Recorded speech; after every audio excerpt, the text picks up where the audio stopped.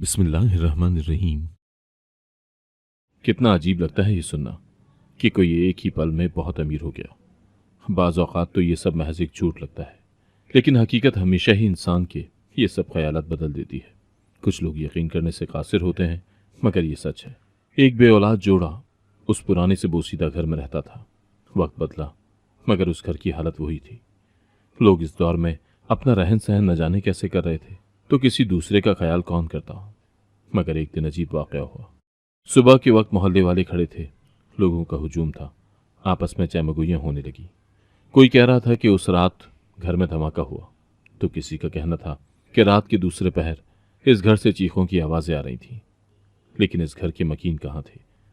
किसी ने उनका जिक्र नहीं किया। मगर क्यों? कुछ औरतों का कहना था कि इस घर से बहुत तेज रोशनी निकल रही थी। मगर कोई भी शख्स एक बात पर मुतमईन नहीं था। एक बुजुर्ग जो कि काफी देर से खामोश खड़े थे, वो बोले, यहां जो हुआ है उसको बस ऐसा समझ लो जैसे कब्र का हाल मुर्दा जानता है। लोगों ने नखूरत से उसे देखा और बोले, ये तो पागल है, इसको क्या पता, इस उम्र में कम दिखता है। और जवान लोग अपनी ही मंतक बनाए बैठे थे। लेकिन ये बड़े साहब, जितने लोग उतनी बातें। मगर कुछ था जो कि बार बार सबको उसी घर की तरफ मुतवज्जह कर रहा था। चाहकर भी लोग इस बात को भूल नहीं पा रहे थे। मोहल्ले में अरसे के बाद भी लोग वही रात याद किया करते थे। दिनों साल गुजर रहे थे। मोहल्ले के काउंसलर की बेटी की शादी एक बहुत अमीर कबीर लड़के से हो रही थी। मगर जब लोगों ने काउंसलर से कहा कि उसकी बहू को देखना है और लोग इस बात पर बज़िद थे, काउंसलर ने कहा, मेरी बहू एक नेक घराने से ताल्लुक़ रखती है और उनके यहाँ पर्दे पर बहुत जोर दिया जाता है। ये बात सुनकर सब लोग हैरत से बोले, आज के दौर में लड़कियां फैशन की दीवानी हैं। मगर इन सब की अपनी ही मंतक थी। खैर, बड़े लोगों की बड़ी बातें। दिन गुजरते गए और शादी का दिन भी आन पहुंचा। लोग बढ़ चढ़कर शादी में जाने की तैयारी कर रहे थे। बहुत कमाल का इंतजाम था। लोगों की आंखें चुंधिया गई थी। एक एक चीज काबिल दीद थी। मगर जैसे ही लोगों ने दुल्हन को देखा, बहुत सी औरतों की आंखें ठहर गईं। खाते खाते पल भर को वो रुक गए। क्या था उनकी आंखों में? सताइश, हसद, जलन, तशक्कुर, कसक। बहुत से लोग उस दुल्हन के रूप में अप्सरा को देखकर जम गए। मगर उसके बरक्स काउंसलर के घर वाले बहुत अजीब रवैया अख्तियार किए हुए थे। वो लोग चारों तरफ बार बार कुछ देख रहे थे। अचानक हॉल में अंधेरा छा गया और एकदम हॉल रोशन हो गया। मगर पूरा हाल चीखों पुकार से गूंज उठा, क्योंकि दूल्हे का बहुत बेदर्दी से कत्ल कर दिया गया था। लोग डर खौफ से यहां वहां भागने लगे।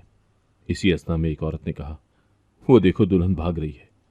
मगर फिर से अंधेरे ने चारों तरफ अपना राज कर लिया। लोग सांस रोके अगली कार्रवाई के मुंतजिर थे। चारों तरफ सन्नाटा छाया हुआ था। खामोशी। लोगों के दिलों की धड़कन कानों में सुनाई दे रही थी। तभी अचानक उस सन्नाटे को चीरती हुई आवाज सुनाई दी। लोगों के दिल खौफ से उछलकर मुंह को आ गए। सुनो अहमक लोगों, हर शादी दुल्हन दूल्हे की नई जिंदगी की शुरुआत नहीं होती। कुछ शादियां मौत की नवीद भी होती हैं। तुम लोग इस वाक़े को ताहयात याद रखोगे। मगर एक लम्हे को अगर यहां से बच के निकल गए तो। लोगों में भगदड़ मच गई। खिड़कियां दरवाजे फलांग कर लोग जान बचाकर भाग गए। सारा वसी हॉल, जिसमें कुछ देर पहले रंग बिरंगी रोशनियां थी, अब वहां बस एक नाश और दूर एक साया सा खड़ा था। उन पुरस्रार आंखों में एक बेचैनी थी। काफी दिन तक लोग इस वाक़े के बाद अपने घरों में सहम के छुपे रहे। काउंसलर और उसकी बीवी तो जवान बेटी की भयानक मौत पर रोने के काबिल नहीं रहे थे। उनको सकता हो गया था। लोग इस बारे में बात तक नहीं कर रहे थे। यही डर था कि शायद वो सब फिर से ना हो जाए। मगर ये सब हुआ क्यों? दुल्हा जान से गया, मगर दुल्हन, उसका क्या हाल होगा? वो भी तो मौत जैसी जिंदगी गुजारेगी। कौन करेगा उससे शादी? कौन लोग थे वो? कोई नहीं जानता था। मगर अमीर कबीर, बस इतना ही याद था। इससे आगे का सोच कर ही ना चाहते हुए भी लोगों के दिलों की धड़कन तेज हो जाती थी। इस वाक़े ने लोगों को अंदर तक झंझोड़ दिया था। इस बात को भी एक साल गुजर गया। कुछ लोग अभी भी काउंसलर के घर को देखते तो नम आंखों से उस वक्त को याद करते जब काउंसलर अपने बेटे की शादी की तैयारियां कर रहा था। उसकी बीवी तो इकलौती बहू के हुस्न के फूल बांध रही थी। उस घर की आबोताब देखने के काबिल थी। बस एक साल में उस घर को दीमक खा गई। काउंसलर और उसकी बीवी घर के आंगन में तख्त पर बुत बने बैठे रहते थे। कोई बोलता भी तो जवाब नहीं देते। उनकी आंखें ठहर सी गई थी। जवान बेटे को सहरे में देखने के बजाय कफन में देखकर कौन माँ बाप जीते हैं। यही हाल काउंसलर और उसकी बीवी का था। लोग उनके हाल पर अफसोस करते थे। इससे ज्यादा वो कर भी क्या सकते थे। ये सब शायद नसीब में था, या फिर ये घर किसी अनहोनी का शिकार हुआ था। दूर कहीं गांव में यही शोर था कि देखते ही देखते यहां पर एक आदमी बहुत अमीर हो गया। अमीर कबीर आदमी पर लोगों को शक था। सब लोग उसको हैरत से देख रहे थे। एक बच्ची जो कि अपने बड़े से घर के बागीचे में झूले पर बैठी थी, उससे मोहल्ले वाली आंटी ने कहा, बेटी, तुम लोग कैसे इतने अमीर हो गए? उस बच्ची ने कहा, हमें इस बारे में मालूम नहीं, मेरे वालिदैन से इस बारे में पूछो। उस औरत ने जब ये बात उसकी माँ से पूछी तो वो बोली, अगर तुम लोग हसद की जगह शुक्र करो तो ज्यादा बेहतर होगा। मगर लोग कहाँ सुनने वाले थे। उन्होंने तो अब इस बात को अपनी अना का मसला बना लिया था। जैसे तैसे दिन गुजरे तो सारे मोहल्ले ने उन लोगों को तंजिया ताने दे देकर आबदीदा कर दिया था। वो लोग अब घर की हद तक महदूद रहते थे। अचानक ही मोहल्ले में ये बात फैल गई कि ये लोग कोई गलत काम कर रहे हैं। इसीलिए सबने यही फैसला किया कि इन लोगों को मोहल्ले में नहीं रहने देना। इस फैसले पर अमल करते हुए लोगों ने उनके दरवाजे पर दस्तक दी। काफी देर तक दस्तक देने के बाद जब दरवाजा नहीं खुला तो लोग तशवीश में मुब्तला हो गए। लोग दरवाजा फलांग कर घर के अंदर दाखिल हुए। अंदर का मंजर देखकर लोगों के रोंगटे खड़े हो गए। सबको लगा कि अल्लाह का अजाब नाजिल हुआ है। मगर उस बच्ची को अपनी माँ के अदमरे वजूद के पास रोते देखा तो डॉक्टर को बुलाया। उसने बताया कि इसके आधे वजूद पर फालिज हो गया है। अगर वक्त पर दवा न मिलती तो ये मफलूज हो जाती। ये बात सुनकर आपस में सब लोग फिर से चहमगोइयाँ करने लगे कि ये सब इसी अमल का सिला है जो ये लोग कर रहे हैं। वो मासूम बच्ची और उसकी गहरी सुरमई आंखों में एक बेचैनी थी। साथ ही उस औरत का शौहर चारों तरफ देख रहा था। लोग आहिस्ता आहिस्ता बातें करते हुए चले गए। उस घर में सन्नाटा छा गया। कोई रात के दूसरे पहर छत टाप कर घर में आया, मगर उसकी चाल से नहीं लग रहा था कि वो चोर है। वो बेधड़क उस घर में चला गया। लाइट जली, खाना खाया और ऊपर की मंजिल पर जाकर सो गया। मालूम नहीं किस वक्त वो गया। यही रोजमर्रा का काम था, आना, खाना और चले जाना। मोहल्ले के एक बुजुर्ग ने ये सब देखा तो सब लोगों को बताया और लोगों ने फौरन उसकी बात पर यकीन कर लिया। वो लोग तो पहले ही इस घर के पीछे थे। कोई भी चिंगारी इस घर को जलाने के लिए बहुत थी। अगले दिन सब मोहल्ले वाले उस घर का मुहासरा कर रहे थे। उस घर के मकीन अब तक घर में महदूद हो गए थे। वो लोग कमजोर नहीं थे, मगर उनके मुकाबले के लिए हिम्मत से ज्यादा वक्त दरकार था, जो कुछ नामालूम से लग रहा था। पूरा दिन लोग यहां से वहां चक्कर लगाते रहे। रात देर तक जब कोई नहीं आया तो लोग वापस अपने अपने घर की तरफ चले गए। एक अक्स फिर से उस घर में दाखिल हो गया। उस सुरमई रंग की आंखों वाली बच्ची ने यह सब बहुत गौर से देखा था। रोज यही होता था। कौन मजबूर था? ये सब इतना मामूली नहीं था। किसी की आबरू दांव पर थी। वो बीमार औरत एक जगह पड़ी पड़ी किसी गहरी सोच में मुब्तला थी, मगर उसकी बच्ची की नजरों में तशक्कुर था। वो बच्ची घर के दरवाजे पर खड़ी उस बुजुर्ग को देख रही थी। उस बुजुर्ग ने बच्ची को अपनी तरफ आने का इशारा किया। वो बच्ची कुछ सोचते हुए आगे बढ़ी, मगर फिर वहीं रुक गई। बुजुर्ग की एकदम आंखें बुझ गई। वो बच्ची वापस घर में चली गई। बुजुर्ग उलझन में मुब्तला हो गए। एक चिंगारी थी जिसने कहानी को एक अलग ही रंग दे दिया था। बुजुर्ग अब ताने बाने जोड़ने लगे। वो बच्ची घर में ही खड़ी रहती थी, न कोई सहेली, न ही और कुछ, न ही किसी बच्चे के साथ खेलती थी। पता नहीं क्यों वो हर वक्त अपने लफ्ज़ लिए खड़ी थी। पता नहीं क्या देखती रहती थी। बुजुर्ग ने चाहा कि उस बच्ची से बात करें, मगर यह सब नामुमकिन ही था।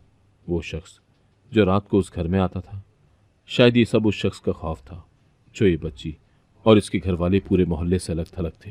क्या था जो उसे सबसे अलग करके रखे हुए था? इतनी अमीरी और इतनी दौलत का क्या फायदा जिससे अपने इर्द गिर्द के लोग बोझ लगे? बुजुर्ग ने एक तरकीब लगाई। उसने दुकान से एक गुड़िया ली और शाम का इंतजार करने लगा। जैसे तैसे रात हो गई, मगर वो बच्ची दरवाजे पर नहीं आई। बुजुर्ग प्यासी नजरों से उसका मुंतजिर थे। एक दिन, 2 दिन, मगर वो बच्ची मानो गायब हो गई थी।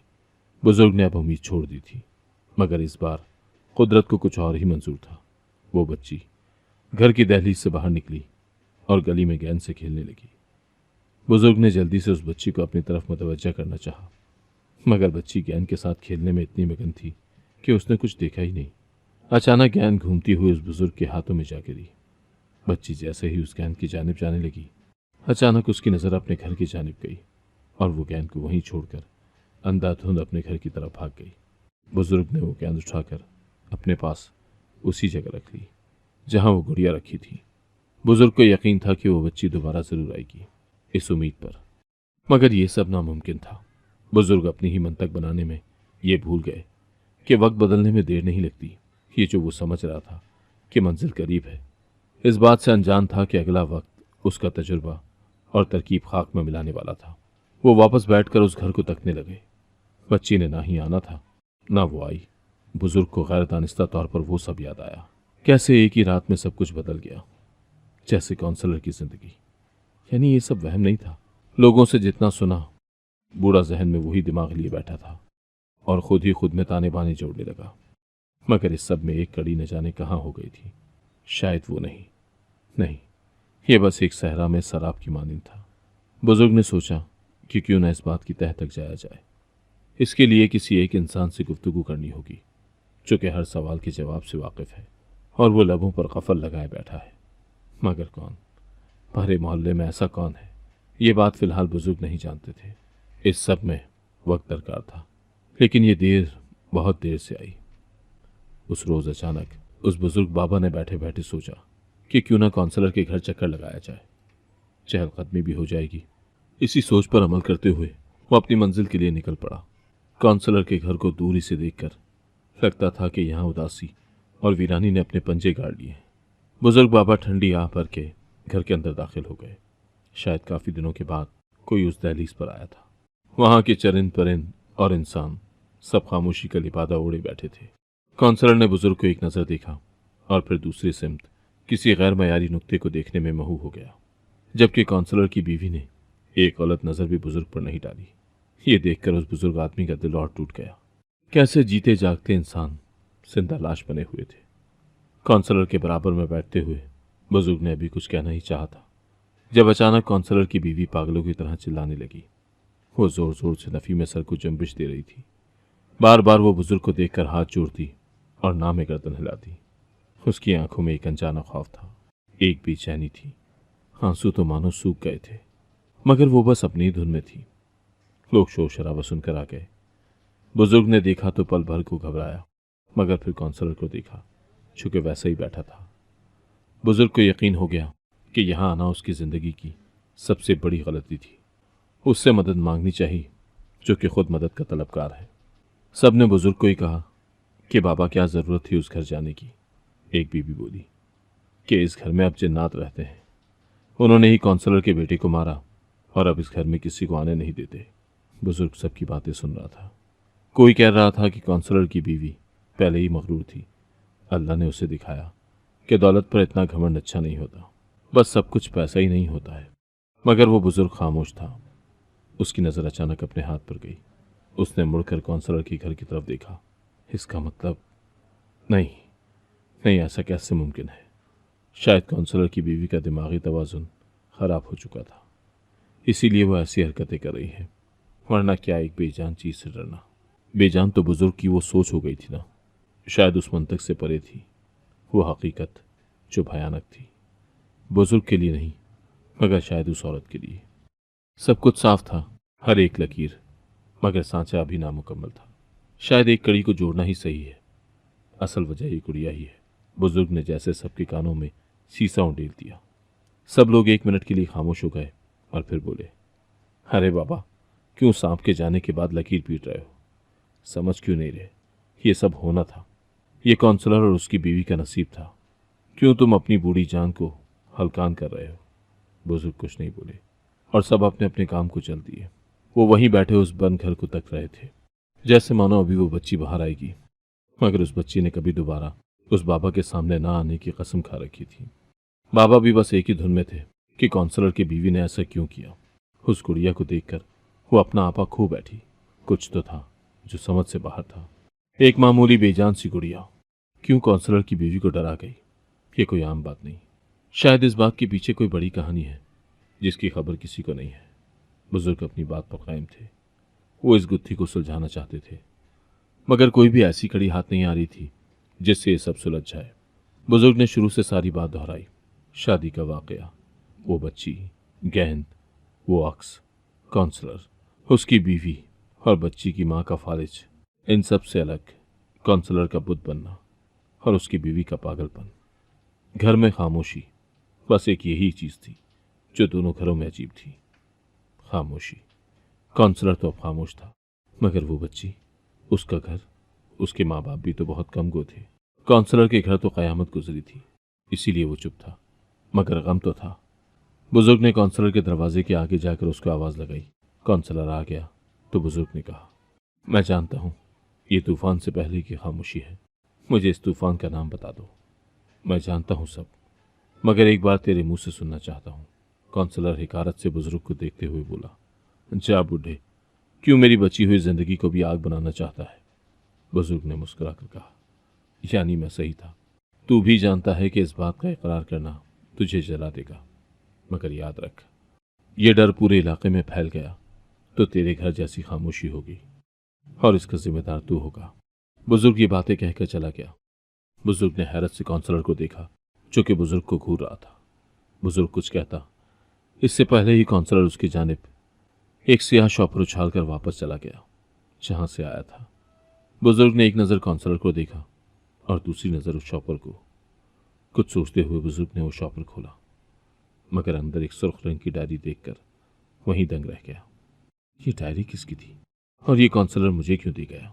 बुजुर्ग ने वो डायरी खोली और उसके पहले सफ़े पर हाथ फेरने लगा। बुजुर्ग सही था, ये डायरी काउंसलर की बीवी की थी। बहुत खूबसूरती से लिखे गए जुमलों में अपने बेटे का ही जिक्र था। आज मैं बहुत खुश हूँ। हर माँ की तरह मेरी भी बड़ी ख्वाहिश थी कि मेरे बेटे की बहू प्यारी हो, और जो रब को मंजूर, मेरी होने वाली बहू प्यारी है, मगर वो बहुत कम गो है। मेरा गुमान था कि इकलौते बेटे की शादी के बाद उसकी बीवी से खूब बातें करूंगी, मगर यहाँ तो बहू ही कम गो है।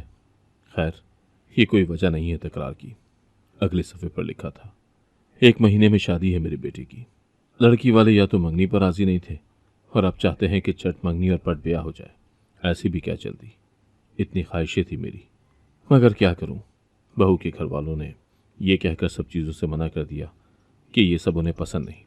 अगले सफ़े पर लिखा था, आज बहू के घर शादी के जोड़े का रंग पूछने गई, मगर वहां का मंजर देखकर मुझे बहुत अजीब लगा। शादी में ले देकर 1 हफ्ता भी नहीं रहा और उस घर में ना कोई चहल पहल, ना कोई रस्म, ना कोई शोर, ना कोई मेहमान। मुझे अजीब लगा। मैं पूछे बिना नहीं रह सकी कि आखिर ऐसी भी क्या सादगी हो गई। न कोई रौनक, न और कुछ। हर इकलौती बेटी की शादी थी भाई, मगर उन लोगों ने टका सा जवाब दिया कि उन्हें इन सब में दिलचस्पी नहीं है, बस फर्ज उतर जाए बहुत है। मैं अपना समूह लिए वापस आई।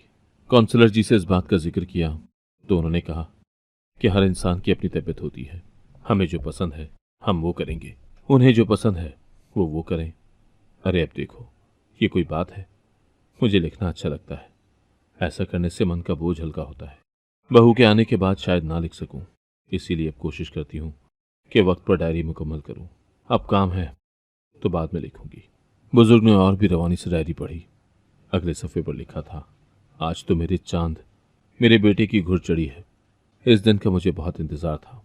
मेरा शहजादा बेटा, मगर उसके ससुराल वाले इस रस्म में भी बस मेहमान बने रहे। मगर हमें क्या, शायद काउंसलर जी सही कहते हैं, ये जो पैसे वाले लोग होते हैं इनका रवैया ऐसा ही होता है। मैंने अपनी बहू के लिए खाना भेजना चाहा, मगर उन लोगों ने कहा कि वो ये सब नहीं खाती। मैंने अब की बार तो अपनी बहू की माँ को कह दिया कि बहन, ये क्या बात हुई, हमारा कुछ तो मान रख लो। अगर आपकी बेटी नहीं भी खाती, हमारा दिल रखने के लिए ही ले जाएं। बहू की माँ ने कहा, बहन नाराज ना हो, मगर मेरी बेटी की तरबियत मैंने ऐसी की है कि वो सादा खाने खाना पसंद करती है। उस दिन भी बात बस रफा दफा हो गई थी। मैं तो अपने बेटे की शादी के चाव पूरे करने में लगी थी और उस घड़ी की मुंतज़िर थी जब मेरी आंखों की ठंडक मेरे बेटे का घर बसता देखूंगी। आज तो मेरे बेटे का मायो है। इतना काम है, समझ ही नहीं आ रहा कि कैसे करूं। अब काउंसलर जी तो इन गरीब मोहल्ले वालों को ही बुलाते हुए नहीं थक रहे। मैं तो अपनी बहू को देखने का इंतजार कर रही थी। वो बहुत हसीन है, गहरी आंखों वाली, भूरे बाल, खामोश लब और लब के पास स्याह तिल, सुनहरी बाल। बेशक वो हसीन है, मगर वो खामोश है। इस दौर की लड़की होकर भी वो क्यों है ऐसी? अब नया मसला है। मैं चाहती थी कि बहू और बेटे की तस्वीर एक अंदाज में हो, इसीलिए कैमरे वाला बहू के घर भेजा। उन लोगों ने यह कहकर वापस भेज दिया कि बहू को फोटो बनवाना पसंद नहीं है। मरते क्या ना करते, इस बात को भी हम पी ही गए। अगला दिन तो आन पहुंचा।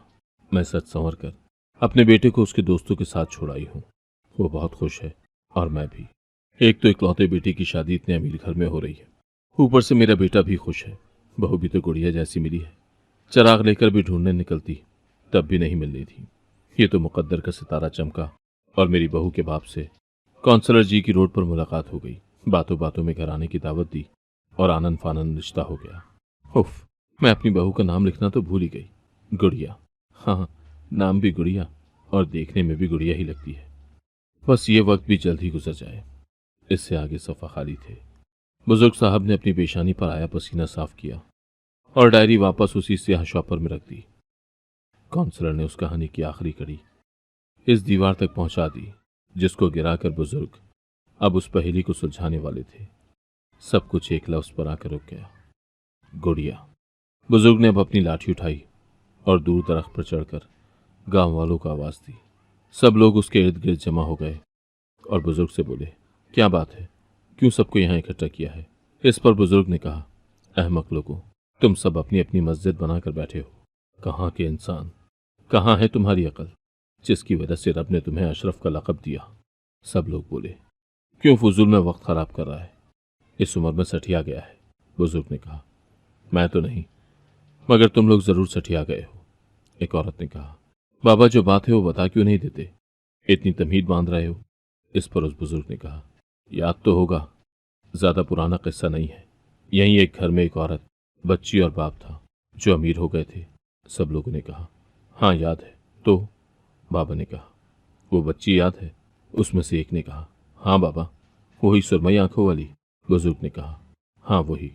उसके पास हर वक्त एक गुड़िया रहती थी, जबकि वो लोग तो इतने गरीब थे कि एक वक्त की रोटी भी मुश्किल से खा पाते थे। वो गुड़िया उस बच्ची के पास कहाँ से आई? बुजुर्ग के सवाल पर सबने कुछ सोचते हुए कहा, बाबा, एक दिन वो कचरा चुन रही थी, तब उसको वो गंदी सी गुड़िया मिली थी। इस बात पर बाबा ने कहा, हाँ, वो गुड़िया उसको कचरे के ढेर से मिली थी, और सबसे बड़ी बात, वो गुड़िया बहुत गंदी थी, यानी कीचड़ में ही कमल खिलता है। ये बात सुनकर एक उधेड़ उम्र का आदमी बोला, अरे बाबा, क्या गुड़िया की कहानी सुना रहा है, बता बात क्या है? बुजुर्ग बाबा ने कहा, अब मेरी बात ध्यान से सुनो। उस दिन जब वो बच्ची उस गुड़िया को अपने घर ले गई तो उसने सोचा कि इस गुड़िया को साफ करूं। जैसे ही उस बच्ची ने गुड़िया को धोया तो उसकी पुश्त से हीरों की थैली मिली। वो गरीब मुफलिस लोग हीरो को पत्थर समझने लगे और एक तरफ फेंक दिए। मगर एक दिन काउंसलर उनके घर गया जमीन की बात करने और उसकी नजर हीरो पर गई। उसने एक नजर में ही पहचान लिए। उस गरीब आदमी को 10% देकर बाकी सब काउंसलर ने हथिया लिया। मगर उस बच्ची के दिमाग में ये बात अड़ गई। वो रोज काउंसलर के घर जाती और उससे कहती कि उसने उन्हें पैसे क्यों दिए, जिस पर काउंसलर पहले पहल तो जवाब न देता और बच्ची को टाल देता। मगर जब बच्ची की जिद देखी तो उसे फिक्र लाहक हुई। काउंसलर ने लालच की जद में आकर उस घर को खत्म करवा दिया। मगर कुदरत को कुछ और ही मंजूर था। उस बच्ची ने बस गुड़िया की पूंछ धोई थी, जबकि सर के हिस्से से उससे भी ज्यादा हीरे बरामद हुए। वो लोग न जाने कहाँ चले गए और यहाँ काउंसलर का बख्त बुलंद हुआ। मगर ये उरूज ज्यादा अरसा नहीं रहा। दूसरी तरफ हीरो का मालिक, जो कि एक डाकू था, वो हीरे जौहरी से चुरा लाया था। अपने हीरों की तलाश में आग बगोला हो रहा था। किसी तरह उसे इल्म हुआ कि काउंसलर ने चंद ही दिनों में उरूज हासिल किया है। उसको शक हुआ, मगर कोई डोर न मिली। दूसरी तरफ वो लड़की जवान दोशीजा बन गई और नसीब जुड़ा भी तो काउंसलर के बेटे से। मगर काउंसलर उसे नहीं पहचान सका। अगर पहचान जाता तो उसका जवाल कैसे मुमकिन था। बारात की सुबह उस डाकू ने अपने हीरो का मुतालबा काउंसलर से किया, जो कि ये बात सुनकर घबरा गया और साफ इनकार कर गया। ये बात डाकू को हजम नहीं हुई। उसने गुस्से में काउंसलर के बेटे को मार दिया। ये वही डाकू था जो रोज रात उस घर में आता था, मगर उसकी आमद का मकसद अपने हीरे मौसूल करना था, जो कि अब नामुमकिन बात थी। बुजुर्ग के खामोश होते ही उसने लोगों की तरफ देखा, जो मानो पत्थर के हो गए थे। यह हकीकत वाकई बहुत भयानक थी। क्या सिर्फ दौलत के लिए काउंसलर ने अपना बेटा खो दिया? दूर से ही काउंसलर की बीवी तालियां बजा रही थी, जैसे उसको ये कहानी बहुत पसंद आई हो। बाबा से लोगों ने पूछा कि ये सब आपको किसने बताया? तो बाबा ने कहा, मुझे इस बात पर बहुत ताज्जुब था कि कोई इस तरह से कैसे मर सकता है, कैसे लोग इतने अमीर हो सकते हैं। ये तजस्सुस मेरा काउंसलर की बीवी को देखकर यकीन में बदल गया।